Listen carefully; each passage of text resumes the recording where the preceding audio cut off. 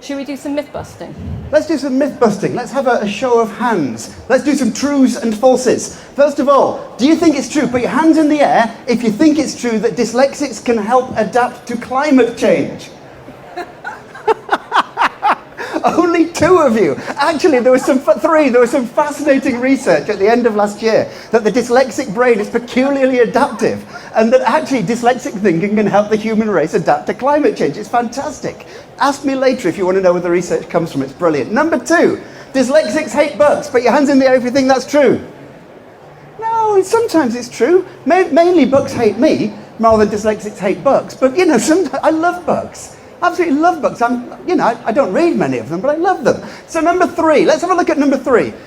Dyslexics see words moving around on a page. True or false? It's not true. It's not true. It's something called Ehrlich syndrome. I'm going to explain what Ehrlich syndrome can look like. It's a visual processing issue. This is a completely still image. You may notice that it looks like there's movement. This is the kind of thing that Ehrlich syndrome feels like. I'm going to do another one. Anybody who has photosensitive epilepsy or suffers from migraines, please don't look at this next image. Probably nothing bad will happen, but I don't want to go back to prison if it does. So I'm going to ask everybody to focus on the center of this spiral. Nothing more than the center of this spiral. And I'm only going to ask you to focus on it for maybe 20 seconds maximum.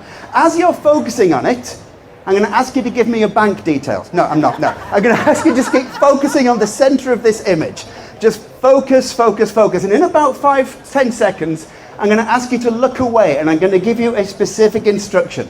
So in 5 seconds, I'm going to ask you to look away, back at the piece of paper you had on your chair at the beginning. In 5, 4, 3, 2, 1, look at your piece of paper. It's quite spectacular. A lot of people will see it moving. They'll see movement in that piece of paper. And this is this visual processing issue. And this is what Ehrlich syndrome feels like.